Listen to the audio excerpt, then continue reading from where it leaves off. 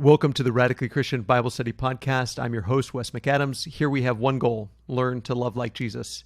In today's podcast, we're going to talk about some encouragement for struggling parents. So if you are a struggling parent, if you know a struggling parent, if you think maybe someday you will be a struggling parent, this podcast is for you, and we hope that it's an encouragement.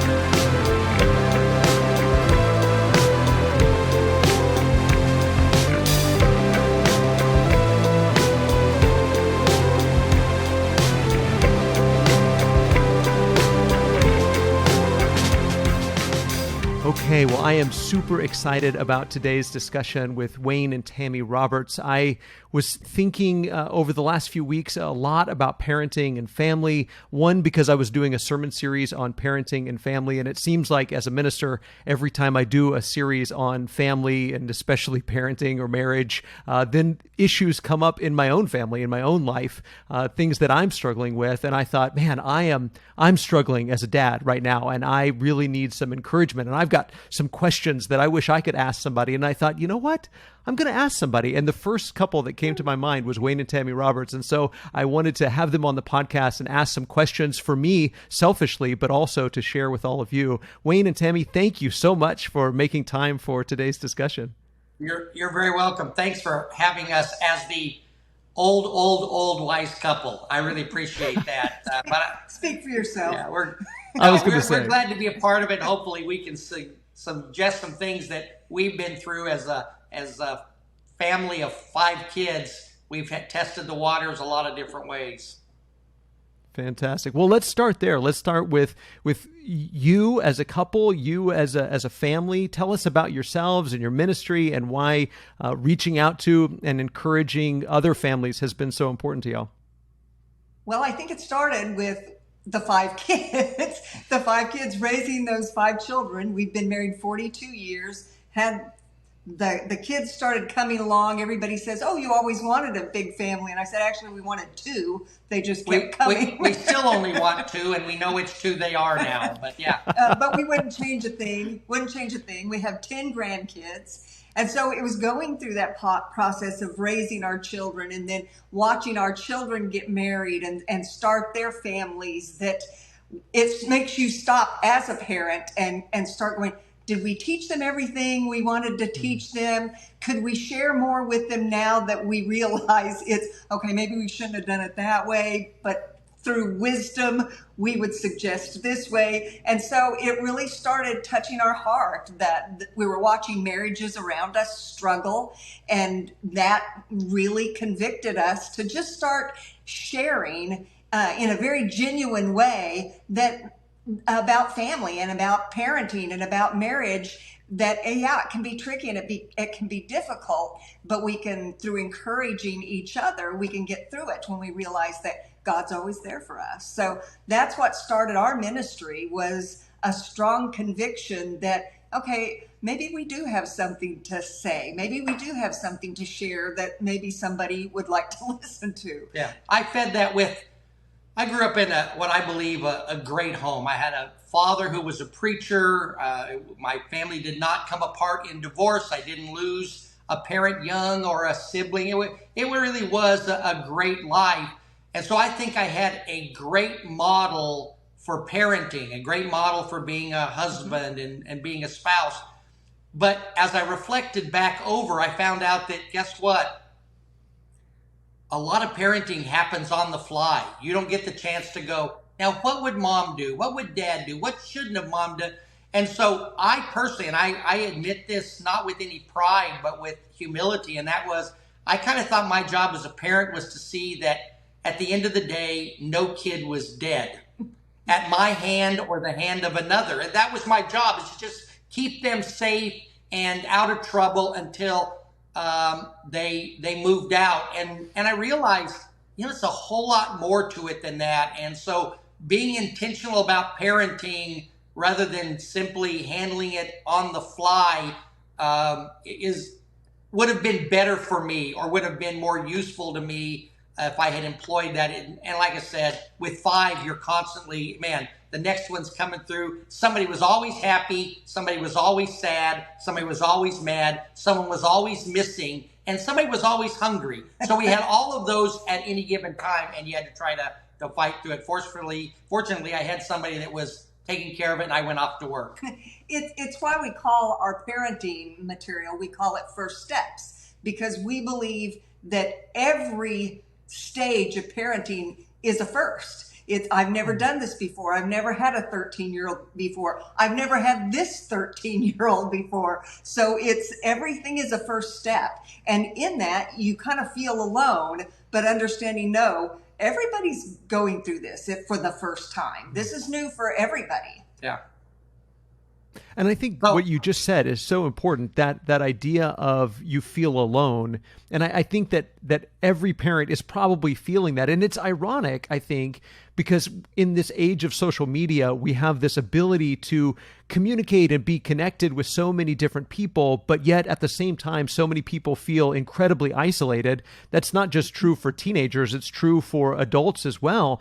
And I think we see these pictures of what you take pictures of. You take pictures of vacation. You take pictures of happy moments. You take pictures with people smiling. You don't take pictures of your toddler throwing a tantrum or your teenager telling you that they want to leave the house. So we see these pictures of other families and we think they've got it all together. Things are going well at their house. Why is parenting so easy for them and so hard for me? So let's talk about that for just a second. What encouragement would you give to parents that feel like they are alone and that they're the only ones sort of going through these difficult stages?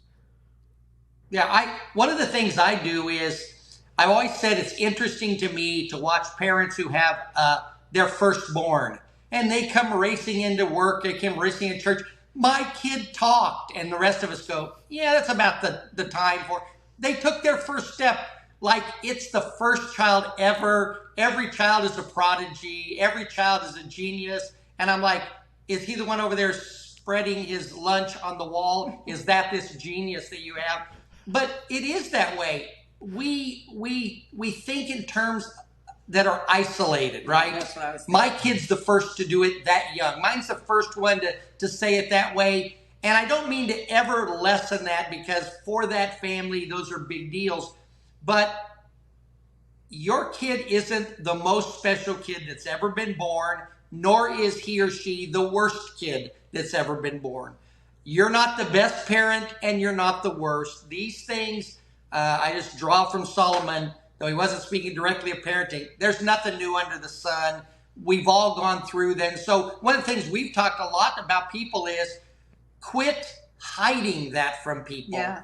I mean, share with people, man, I don't know what to do. Boy, trust me, there's counselors everywhere. Not always good counsel, but there are counselors everywhere. So can we say, man, I'm struggling, instead of going home and going, oh, I can't believe my kid acted up at the restaurant. I can't believe she said that in front of grandma. I can't believe those things. Going, yeah, it's, for lack of a better term, it's par for the course, right? It's normal. It's why I think in situations where you can, surrounding yourself, whatever stage of parenting you're at, with others that are at that stage, I think that's important. You're all there going through that together at the same time. I think there's support in that. But I also think surrounding yourself with those older couples that have been there, done that are open to talk about it and share with an understanding of, but I'm not raising your child. So here's some things I can suggest for you to try, but I'm not, no guarantee it will work for you because it's not your child. I didn't raise your child. So understanding that, but that circle of people around you makes a big difference too. And I get it, because you're in that phase of parenting. It is all consuming. It just is all consuming. It's one day to the next. And so I do believe that's the importance of a good church family while you're going through that, a good family that are working to follow Jesus, so that you have them to help you as you go through that too. That's important. It's kind of interesting. We do marriage seminars and pre-marriage seminars. We can get people to marriage seminars who have been married a few months or 50 years. Parenting seminars, believe it or not, parents are apprehensive to take training. And I don't know if that all comes from my situation's unique. I don't have the time. But you know where they always come to us? My kid is 30 and their life is a disaster. What can we do? And I'm not a fatalist, and I don't think that there's ever a lost cause. Right. But I'm like, man, this question was 30 years ago. And so it's really important for parents to start that process of engagement with others early on, not after you go find out what all of us find out. We live in a broken world and bad things happen to good people. And even the best parents have, I always say, God in the beginning had 2 kids and he was the perfect parent, and both of them turned out rotten, at least for a time.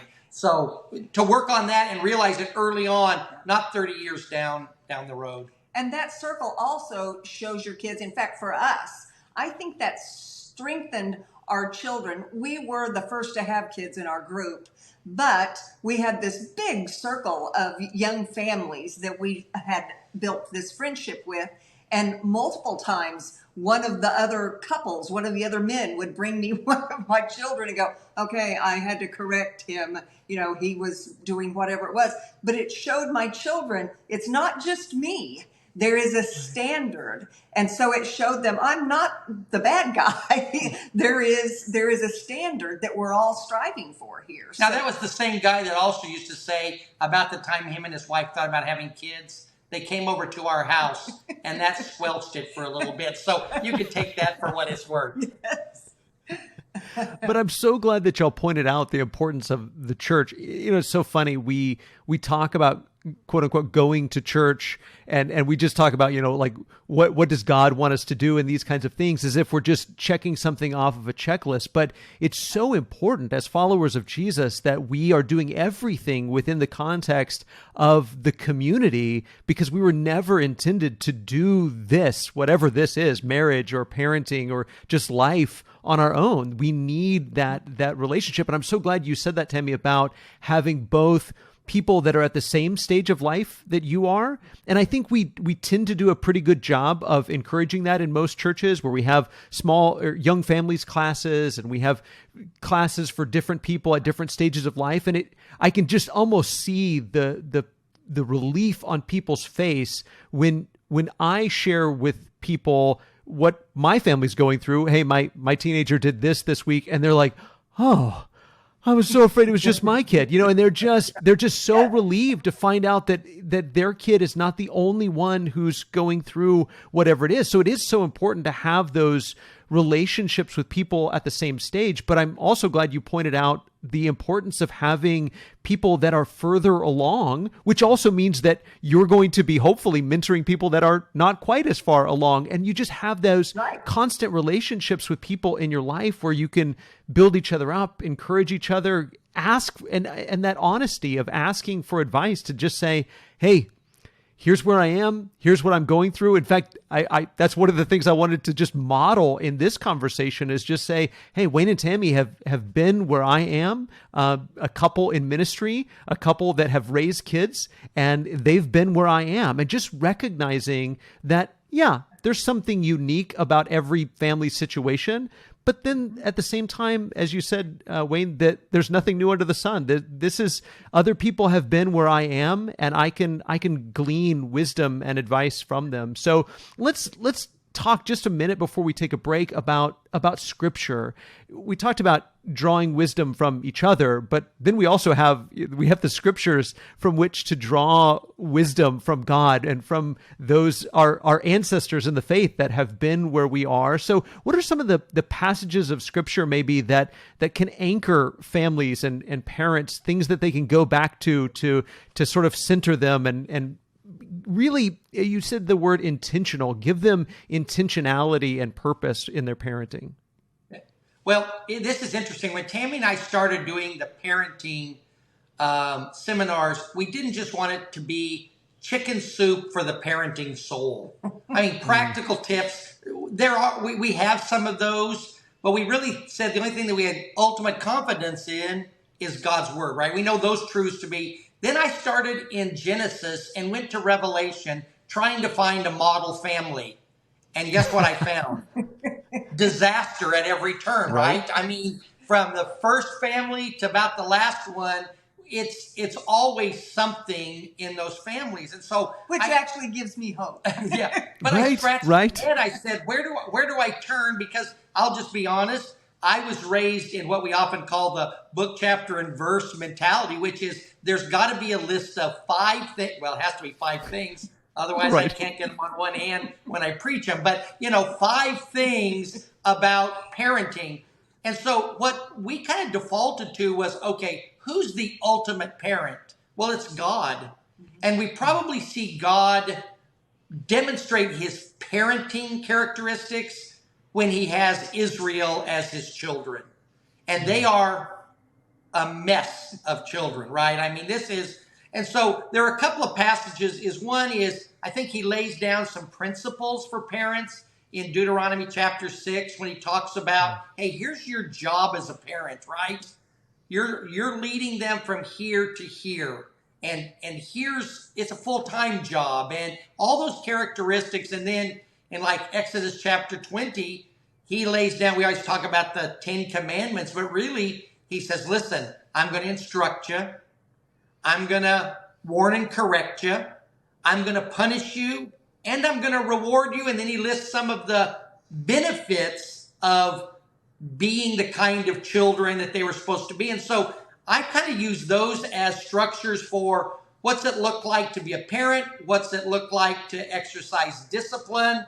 We talk a lot about realigning the destination because we've always thought that the number one job is to get our kids to heaven. And frankly, Tami and I don't think that's the case. We think that's a great blessing, but that the real destination, in fact, you go back to Deuteronomy 6 and verse 25, he says, and this will be righteousness, right? In other words, right living before God is life purpose. Therefore, it's parenting purpose, it's marriage purpose, it's church purpose, it's all our other life purposes are to bring glory to God. If there was no heaven, still would be the same thing. And so if we can get parents to align themselves with a new destination, then Scripture starts telling us not how to get your kids off of dope, not to get your kids to not break curfew, not to get your kids to be healthy, wealthy, and wise, but to move them towards righteousness. And we believe that a lot of that other falls in behind when that becomes the objective. And not just being churchy, but being truly in that relationship. Right. And I think in your parenting, so often we take the one another passages and apply them just to one another in the church, but you can apply those to raising your children. And Wayne and I were talking about this afternoon before we started, and I was thinking of James chapter 1, and it's talking about how do you persevere through trials. And he says, well, ask for wisdom. And as parents, we can trust him. If we ask for wisdom, we just want him to put it word for word in our mouth, but trusting him to guide you.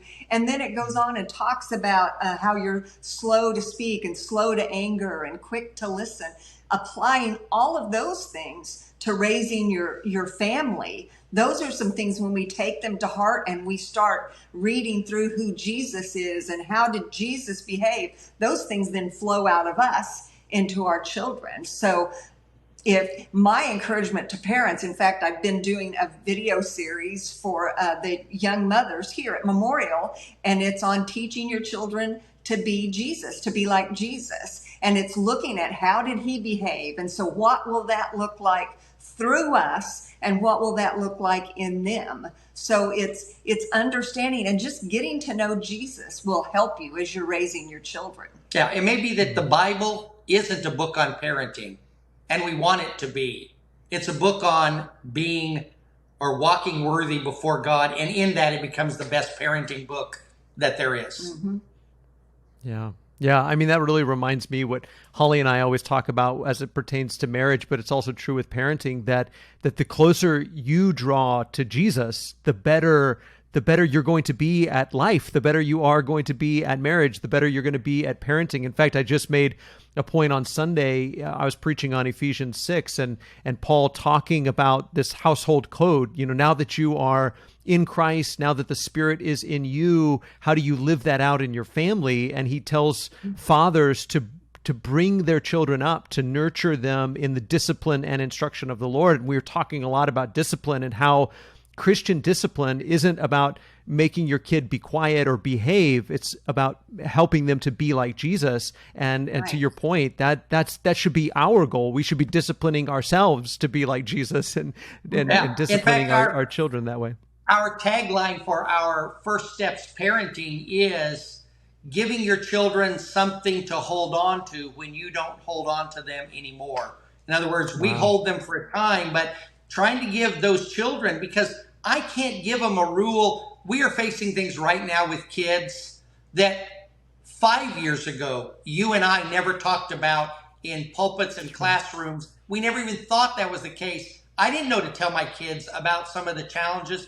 And the reason why is they weren't challenges yet. So I have to give them those principles that God said in here is sufficient for you to deal with, whether the problem is the free love of the 70s and 80s or the this of the 90s or the this of the 2020s. They have those principles, like you said. It's important to teach them to be like Jesus. Now, occasionally a parent wants to send them to Jesus quickly, but that's a frustration thing more than anything. But really, that's becoming our mantra, which is the relationship to them and Jesus is our role as the parent, and the rest of that stuff isn't significant, or it will track in line. Yeah, I'm going to throw you guys for a loop because I didn't prepare to ask this question, but you were talking about Deuteronomy chapter 6, and one of the interesting things I think about that passage, they're told in verse 20, when your son asks you in time to come, what's the meaning of the testimonies and the statutes and the rules that the Lord our God has commanded you, then you shall say to your son, and then he tells them, tell them about the Exodus, tell them how God brought us out of Egypt. And I just feel like having a home where we cultivate conversation. In fact, I was just sitting here thinking, I wonder if that was a unique idea in the ancient world that God was telling these ancient parents in a world where children weren't valued the way that they are in our culture now, telling them to have the kind of home where their kids can ask questions, where they encourage their children to ask questions, and that they're prepared to have those conversations when those questions come up. So to your point, Wayne, we're having conversations now that we weren't having 15, 20 years ago, or even 10 years ago. And so how can parents really prepare to have those difficult, challenging conversations, but also how do we cultivate the kind of home and family where we're encouraging our kids to bring those things up, or where we bring those things up and we can have those kind of open dialogues and conversations? Yeah, well, I want Tami. Tammy's was really good with our kids with having those conversations. They come to me for recipes. They come to her for advice. As long as I'm cooking dinner, Tammy's okay with it. But, you said that. I just wrote an article this week regarding the parenting of Abraham in regards to taking Isaac when he was going to offer him as a sacrifice. And to that point of the conversation, in the text on 3 different occasions, Abraham says, "Here am I," or "Here I am," once to God when he's called. So being a good listener to God helps make us a better conversationalist. And then when his son says, "Father," he says, "Here I am," right? Or "Here I am," meaning what? Listening to our children. We're so quick as parents to be the ones that want to tell, thinking that's the most important conversation. And for me, at least as a father, I found great encouragement as I try to put myself in that story. I don't believe that Abraham knew all the answers to the questions that Isaac was asking. And so it wasn't a cop-out, but it was him showing his ultimate trust, going, God will provide. I don't know the answer to this. I don't know if he's going to let me strike the death blow. I don't know if he's going to stay the knife. I don't think he believed that there was a ram in the thicket. He just said in his head, I don't know how any of this is going to turn out, but I'm going to put my trust in God. And so demonstrating a trust in God, listening to God, listening to our children, at least for me, is a big starting place for those conversations. Mm-hmm. And it starts when your kids are little. Now, if your kids aren't little anymore, it's not impossible. But when they're little, it's so easy to think, oh, they don't need the answer of that. There's a lot of why going on. And that's the moment you either teach them that this conversation is important to you, or it's not. And so finding ways to keep that door open. And another issue that parents are dealing with, and Wayne kind of touched on it a little bit, they're dealing with sexual things, sexual conversations, gender conversations, and it makes us as parents uncomfortable. And even young parents, the kids are coming to them younger and younger, asking different questions. And it's easier to just, well, when you're older, we'll talk about this. And then they start thinking, then we can't have this conversation. Why can't we have this conversation? So being able to plant some little seeds of conversation starter and letting them know, I'm glad you asked that, and giving them little bits so they can go mull that over for a while. And as they mature, they'll come back and ask more questions because they know they can come to you and talk to you and not be shut down. Also, learning not to be reactionary when they share something with you. If they come and share something with you that it probably was something that was difficult for them to share. Maybe it's a friend of theirs has revealed that they think they may be homosexual, whatever it might be. And your response is, oh, I can't believe they would do that. They automatically think, I can't share those kind of things with my parents. It upsets them. So understanding and being patient and showing grace and mercy in those situations, I think that keeps the communication flowing as well. Also, you wouldn't believe it from what I'm saying right now, but I am the type, if my parent was lecturing me, I hear nothing. And if Wayne, we get into a conversation where I feel like he's lecturing me. That's because I argue with 3 points and a poem, but that's the preacher in me, yeah. It becomes Charlie Brown's teacher to me. It's that wah, wah, wah, wah, wah. And so understanding, sometimes parents get mad at their kids because they think their kids aren't listening. And sometimes it's because the parent hasn't realized that their child can't handle all that information. You're giving them too much. Give them little bits at a time, and then they can come back to you. You're not shutting them out.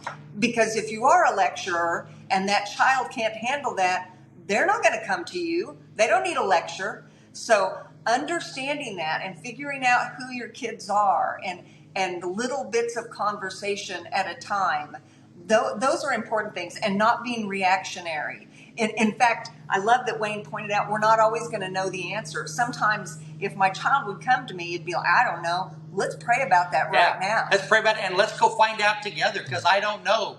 Yeah. I think that when your children don't believe that they can communicate with you, they will find someone else. And I think that's a lot of what we're facing in our world today. We have, and I don't want to categorize any voice that's out there, but they'll go to a place where somebody goes, I'll listen to you no matter what. Yeah. And they find acceptance, and with that, they buy into things they wouldn't reasonably ever buy into. And so it's really important, and we weren't always best at that as parents, but letting our children know this is the place to talk about it. Yeah. You can share anything from something you've done to what a friend said, to what you heard, to what you believe, to what you're afraid of. And by the way, great parenting advice too. Those things aren't the things we need to be able to say, I am struggling with this, and not have our spouse react going, oh, I think less of you now. It's just really important to keep that open. I also think for our kids, when we were raising our children, the circle of friends that we had all children go through a phase where they may not want to hear from you. They're at that I'm becoming an adult, but I'm only 16 kind of thing. Or 13. Or 13. Right. But we had this circle of people that we surrounded them to, and there are still those people in my children's lives that they can go to and talk about things. And some of the men with our sons would go, "Can I take him to lunch?" And I'm like, "Yeah, that'd be great." So having that circle, it just backs you up and strengthens you in those moments where it may not be you just need added support because your child is going, "Yeah, you're the only adult giving me that." You told me breathe oxygen, and because you told me to, I'm going to hold my breath. I mean, that's just the way that it is. Right.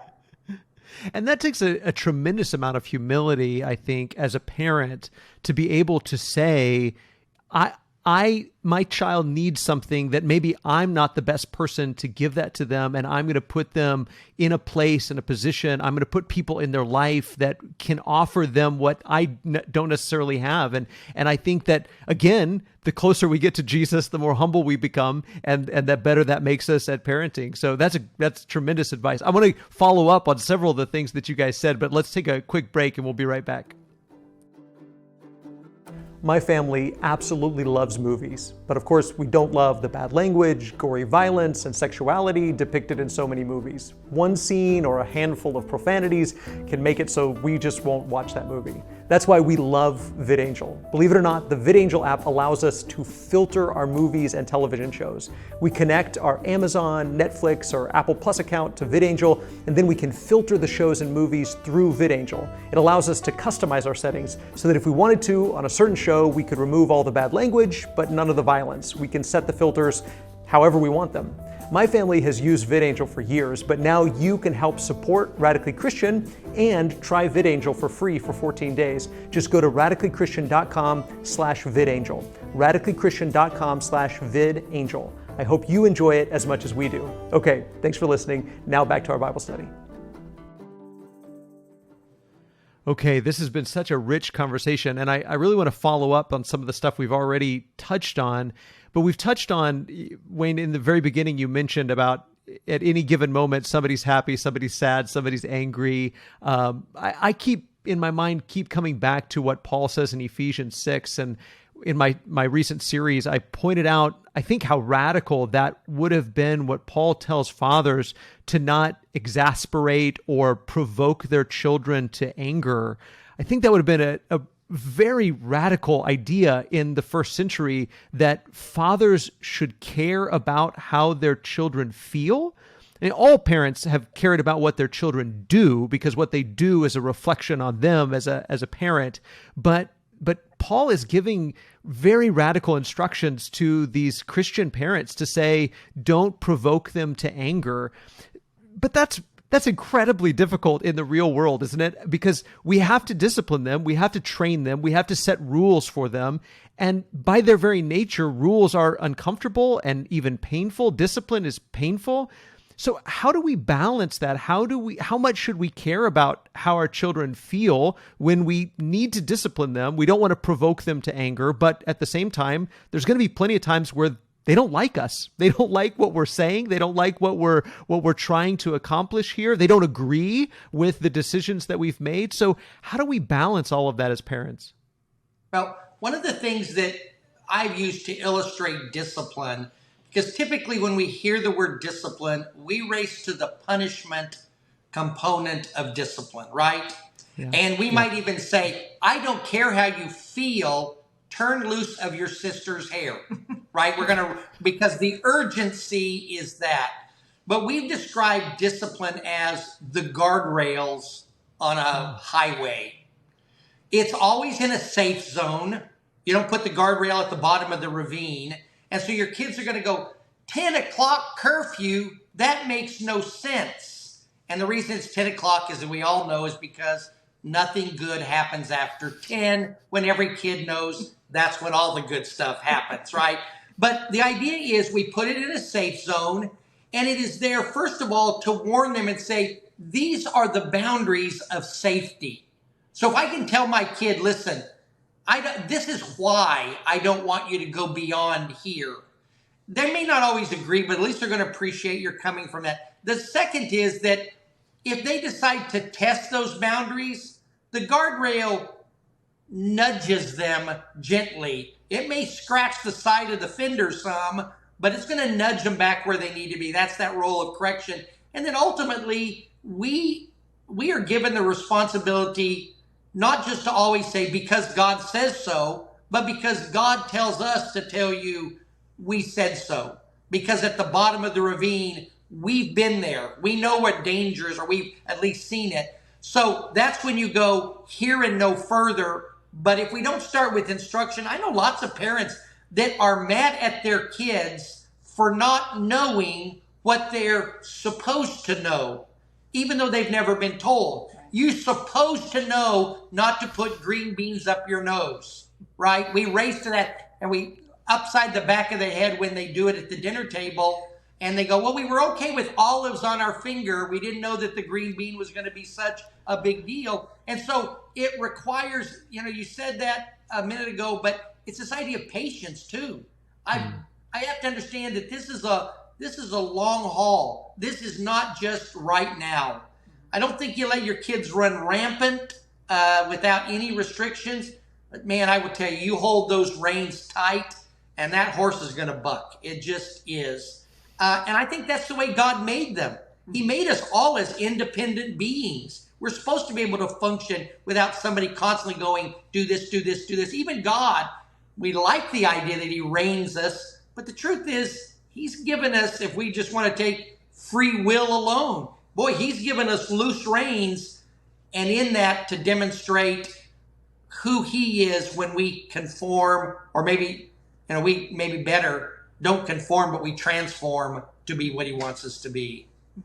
When our kids were little, go ahead. Sorry. Go ahead. I was just gonna play on that metaphor for just a second about the guardrail, because I love that. But let me kind of ask y'all this question. You said obviously we don't put the guardrail at the bottom of the ravine, right? We put the guardrail right alongside the road, but there's a certain degree of arbitrariness, if that's a word.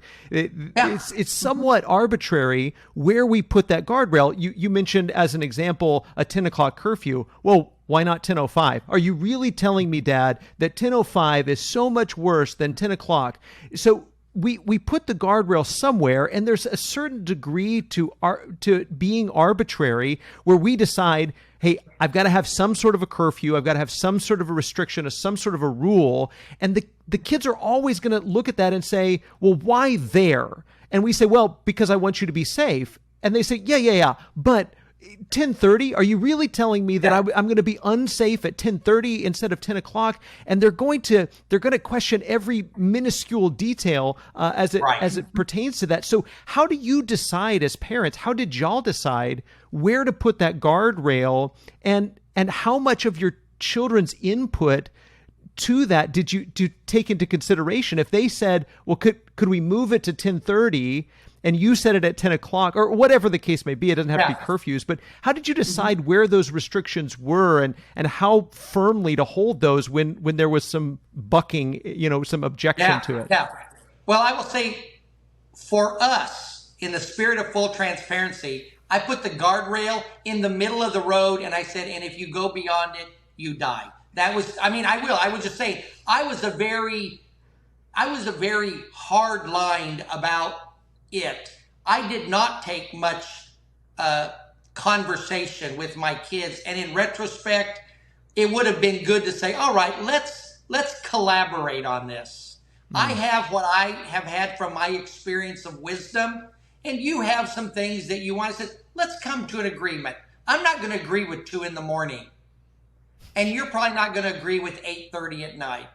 And once they help set that boundary, guess what? It's a little harder to come back and go, why did you do that? It's a risky proposition, but I had to learn, and Tami was good at teaching me this. The 10:15 isn't any different. In other words, I'm going, It's 10 o'clock. It was for me, and it will be for my kids. She goes, they're going to ask for 11. Tell them you meet them at 10:30. That's after 10. I know, but 10:30. We all know. Let's not tell all the parenting secrets. That doesn't make that much of a difference. Or we may have something. My parents were really big on. There were times of the year like New Year's Eve. They knew that we wanted to stay out maybe with friends, and I'm talking teen years till the midnight change. But they also realized that, man, when that happens, the bars are full of people celebrating, the roads are more dangerous, and they would try to communicate some of those things. Was I in agreement? No. I was 17 and really smart. But the idea was to say, all right, here's the thing is, the midnight for this night's going to be okay. But I'm going to ask that you guys, when that's over, that you, with great caution, get on home. Let's try to have you in. I just, and not sometimes you're going to have to say, because I said so. You're going to have to, because they don't understand. But I think that there's far more opportunities to say, okay, let's talk about it and see if we can come to an arrangement on that. Yeah, Wayne keeps touching on that. He was better at that than he remembers. As the kids got older, I mean, our kids will tell you we were strict, but we put rules in place. And then as they matured, I started to say as we grew to trust them, I really always trusted them. And I never trusted them, so it worked out perfect.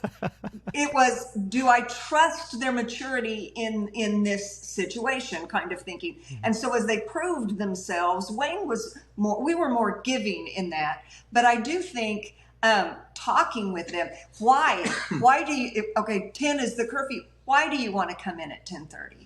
And if their reasoning is good, not drawing that hard line in the sand and going, okay, I'm good with that. They see a parent that is willing to give and take with them. And that isn't just being militant about things, but also knowing your child.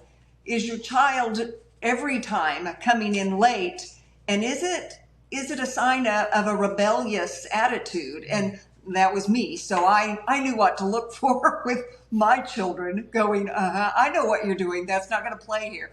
Yeah. And I don't want to get us off on a tangent, especially because it's a very complicated issue. But we're finding a lot of young men, young women moving into adulthood, and they have a new perception on their identity. Let's just generalize it that way. And they make demands of their parents. I'll be called this, or you'll permit this lifestyle if we're going to have a relationship. And though I think some of that is immaturity, some of it is stubbornness, but some of it is, that's how I learned it at home. You will, you will, you will, you will. And then when he or she comes out going, you will, we're going, well, where did you ever get that kind? I think we think that that's how God acts, and it isn't. No.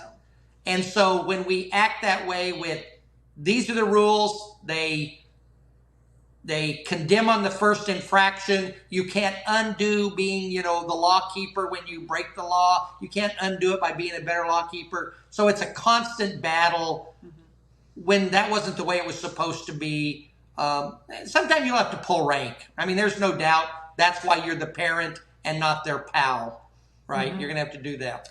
And the disciplining part, a couple of our boys were very strong. They were a great combo of their parents. They were immensely strong. And so it would anger me when they were disrespectful. And we would both get angry. And I learned to say, there's going to be a punishment for this. I want you to go think about it. I have to step away before I don't act like Jesus anymore. And we're going to come back together and decide what that punishment would be. And sometimes I let the kids decide what their punishment would be, and they were harder on themselves than I would have been on them.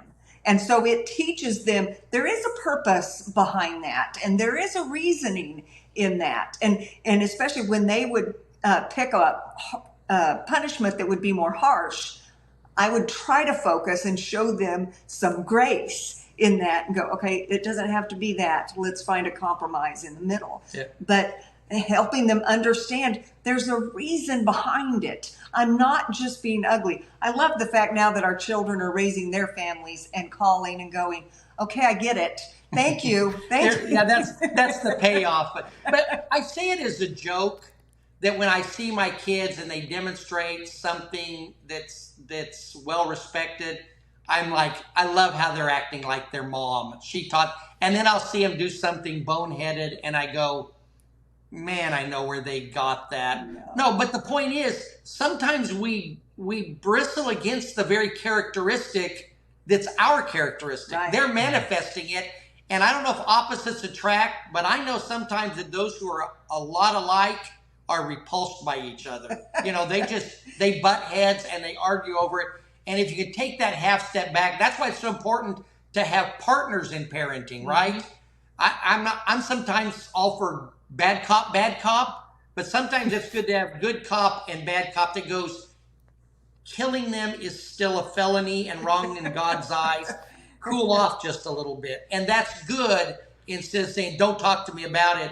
That's why that partnering is we kind of, we mitigate each other a little bit sometimes when we get in a corner and we're going to defend a bad position, and they are too. Yeah.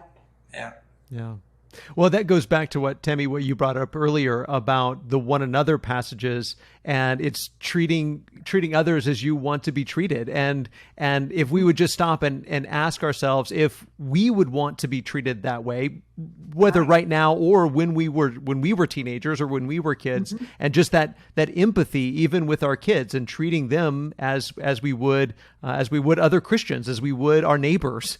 Sometimes I made the point just the other day that sometimes we treat a perfect stranger better than we treat our own family members. And if we would practice the things that Jesus teaches us to do with other people and apply those principles at home, it would probably go a long way.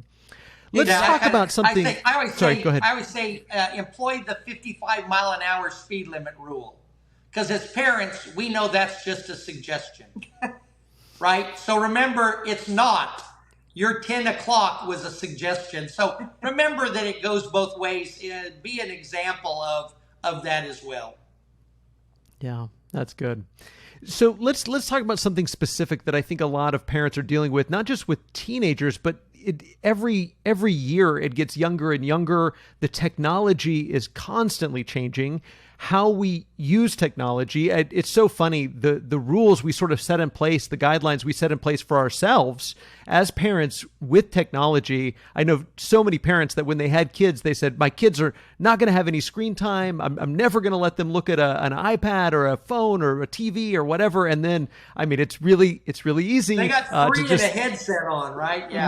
Right, exactly. And so how do we kind of handle that? Any advice for how we handle technology? I mean, there's the screens, but then there's also social media, and some of it is unavoidable, because whether or not my kid has technology, has a smartphone or social media, his friends do. And so they are being affected by technology. They're being affected by social media, whether they're personally on it or not.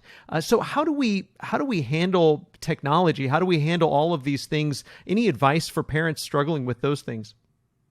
Well, you alluded to one of them already, and that's the fact that it is here and it is here to stay. You know, we don't think about this. We've got iPhones, for example, less than 15 years old. And imagine if somebody walked up to you with a iPhone 4, we'd go, that's hilarious.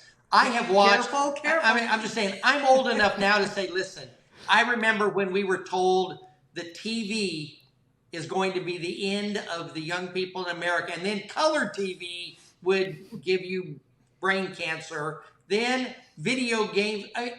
There's always one of there's nothing new in regards to those things, and it is here to stay, and it is not going to ever lessen. It's going to be more and more and more. Shameless plug, my son Jeremy wrote a book entitled Disconnect, and it wasn't so much about how to disconnect from electronics, but it did point to how disconnected we are in spite of the fact that we are connected everywhere. And it really is a legitimate problem. So a couple of things that I think are important, we talk about them in our parenting seminars. Number one is it is all right to set boundaries.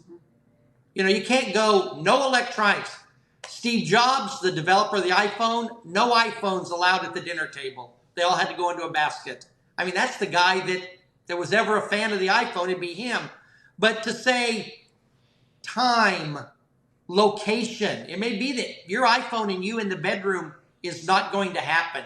You sit here in the living room, it may be that there's some parental guidelines. I think it would be a dereliction of duty not to put boundaries on those things, right, because the world will not set that boundary for them. Right.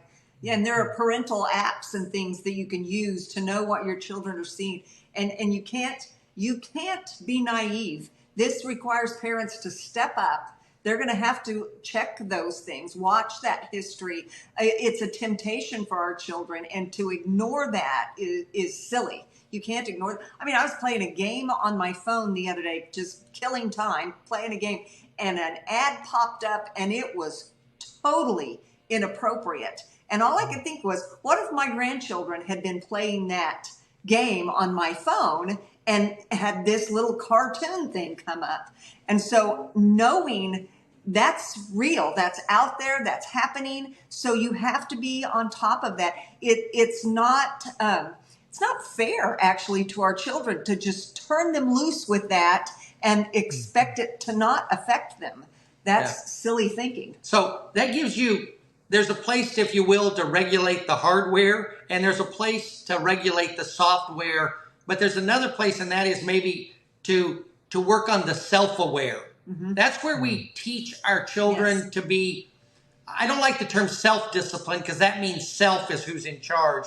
But self-discipline is developed when we begin to allow wisdom to shape our decisions, right? So mine is to let our children in on this process. Right. Let them understand. One, we ask ourselves about, is this good for you? Maybe it is about building their confidence in who they are, a healthy self-awareness. And then when the world tells them you're not healthy because of this, they go, that's not true. And so I think it's really important that the work about social media and electronics may never have a conversation about I'm old, telephones, our iPhones or social media. It's about something different. Right. They're going to be looking for something, and then I might add, they're watching us too. Mm-hmm. First of all, they're way ahead of us on technology. Don't think you're going to get ahead of them. Very few are. But the other thing is, if they watch you and you are on your phone a majority of the time, you guys are just arguing over electronic semantics. Yeah. You like games, I like TikTok. You like this, I like this. Don't act like it. The point is, we're not talking to each other at all. And I think the peer pressure, if that's what you want to call it, that comes through social media, and it's a real thing. You can go look at statistics on how it affects teenagers. Look, during the pandemic, that was mostly how they were connected to each other, and it was tearing them apart because they start thinking, like we talked about parenting, they start thinking that's real life. Look how pretty she is. Look how perfect her life is. Look what she has.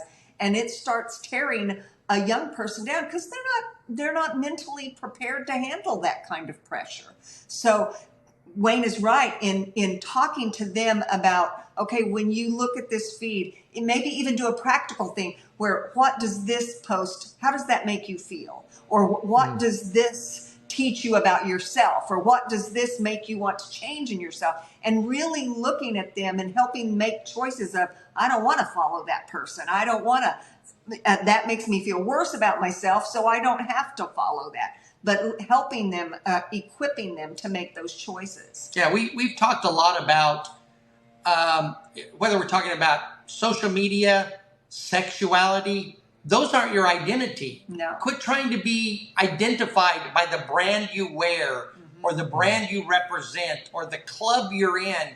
And so it's really valuable to let them understand that without sounding preachy, Jesus gives you the best identity there is, irregardless of what you wear, how many likes or shares you have, how much screen time you get.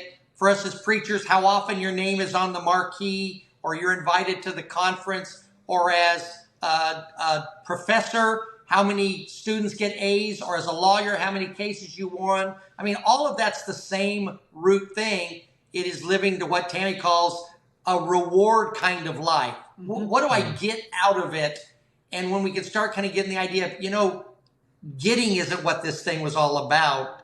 And so when you're not after that thrill or whatever, mm-hmm. you may find that it's not as thrilling. Mm-hmm. And it's that old, I talk with we have a 16-year-old granddaughter. That is so hard to say. But I talk with her about, that old saying, what would Jesus do? It is when you look at all of these things on social media and on the internet, how does it make you feel? Does it draw you closer to Jesus, or does it push you away from Jesus? And you have to be honest with yourself and say, I got to draw a line here. And as an adult, I have to do that. I mean, it's easy to get caught up in all of that things. Ooh, they bought that. I sure need that. I'll get that. But all of that pressure is there. So understanding, no, that's not who I want to be. My worth comes from, I belong to the Savior. So that's understanding that and teaching that to your children. And let me I know what you want to shift on to one more question. Let me just add one more thing. There's statistical data that will show us that the rise of these forums has a lot to do with where we are in our homes. Wildfire spreads through dry kindling. And when there are absentee parents, when there is a home life that's all about stuff and satisfaction of things, we've left a bed for these things to flourish. The iPhone in and of itself is inanimate, right? It is not capable of being evil. But when we allow it to find a place where there's emptiness, it'll be glad to fill that emptiness. So just one more thing that parents need to be aware of as they're parenting is to see that there's not much room for social media to creep in, because we filled it with love and grace and care and concern and conversation. At least it'll go a long way in helping that.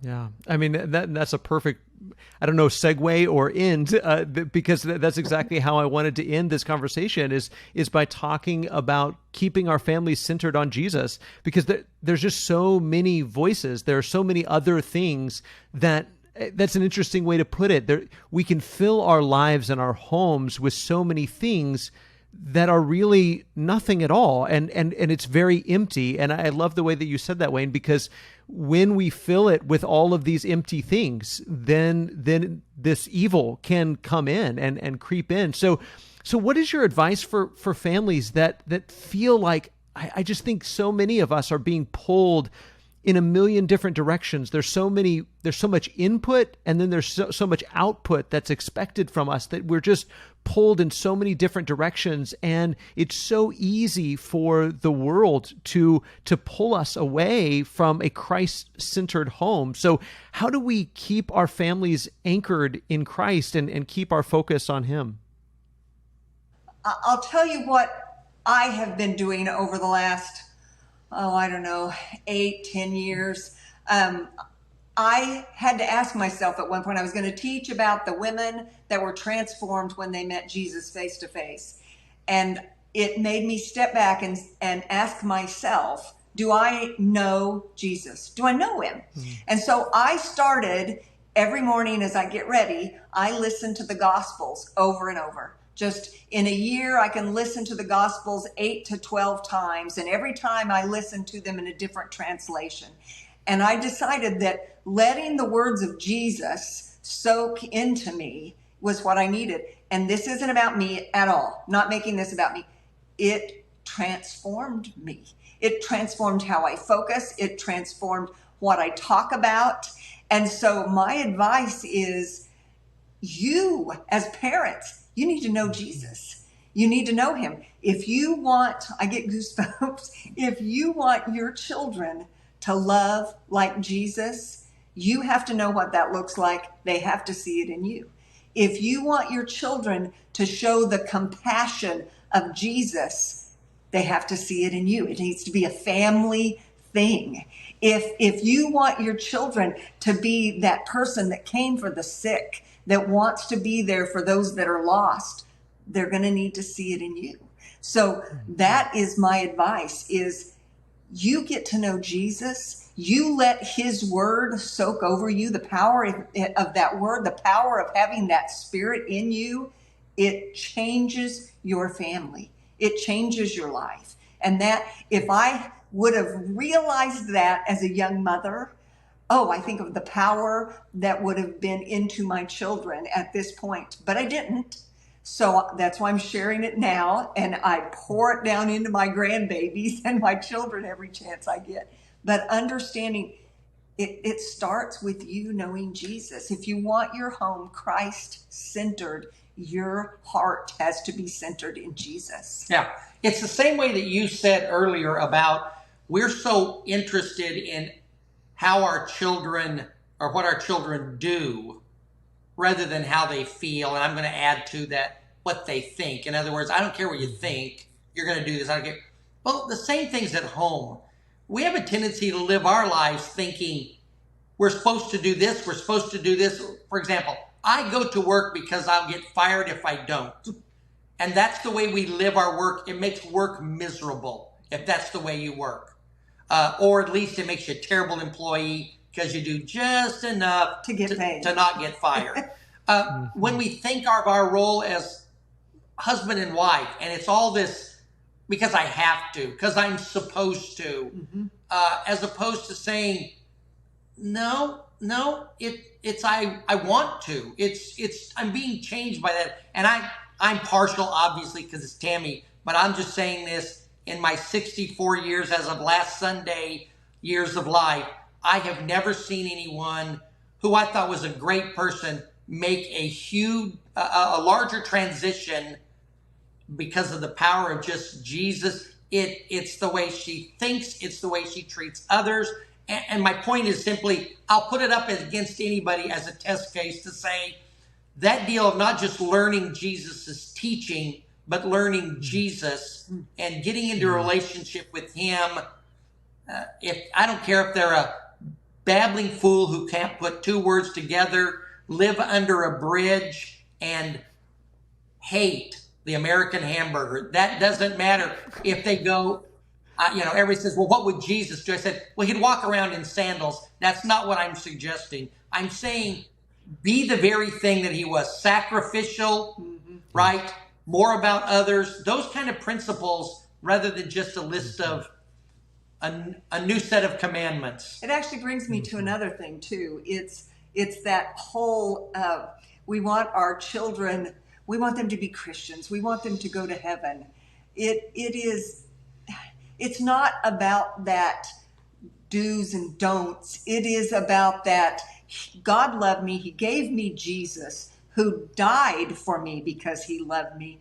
That should produce in us, it's 1 John, that should produce in us this overflowing love of I will follow him and I will love others because look at what he's done for me. And so teaching that to your children, if that's where we would start with that genuine, let's look at Jesus. We don't have to talk about purity as much. The world is talking about the opposite, so we're going to have to talk about it. But when we start teaching them Jesus, that overflows into all of the other issues. Yeah. When Jesus talks about the greatest command of all the things, and the listener may not all be familiar with what the first century world looked like, but it was a nasty place. Yeah. I mean, we're not even giving it a run for its money with the way that it is. But Jesus didn't talk a great deal on sexuality. He didn't talk a great deal on politics. He didn't talk a lot about health and nutrition, all these things that consume our time. He says, you want to know what's the most important thing? He says, there are two of equal value. You love God and you love others. Yeah. And he goes, that's kind of it. And you're like, yeah, but tell me about, but what about, how do I answer? And he goes, love God, love others.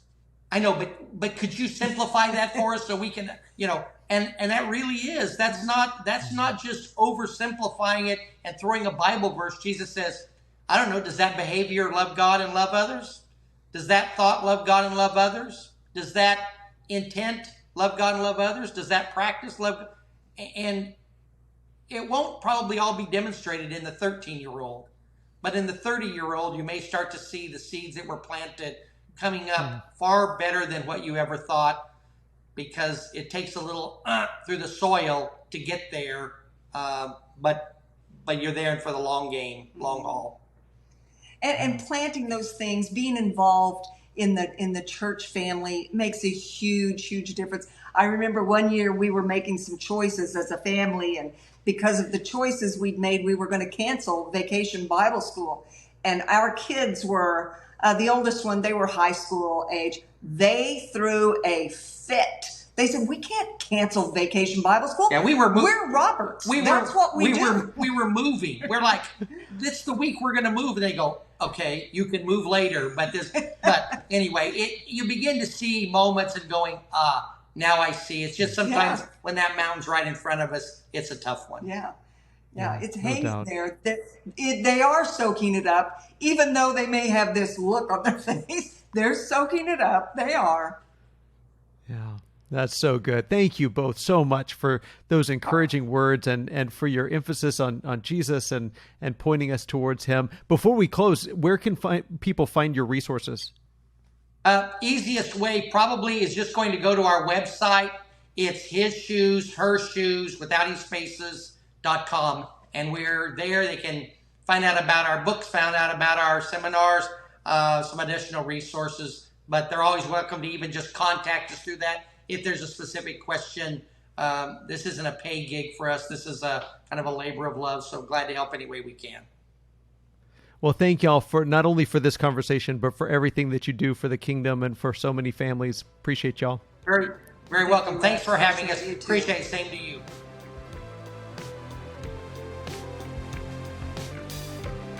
Thank you so much for listening to the Radically Christian Bible Study Podcast. If you have just a moment, we would love for you to rate and review the podcast on iTunes or wherever you're listening. It really does help people find this content. I also want to thank the guests who join me each week, Travis Pauly, who edits this podcast, Beth Tabor, who often volunteers her time to transcribe it, and our whole McDermott Road Church family who make it possible for us to provide this Bible study for you. Now, let's go out and love like Jesus.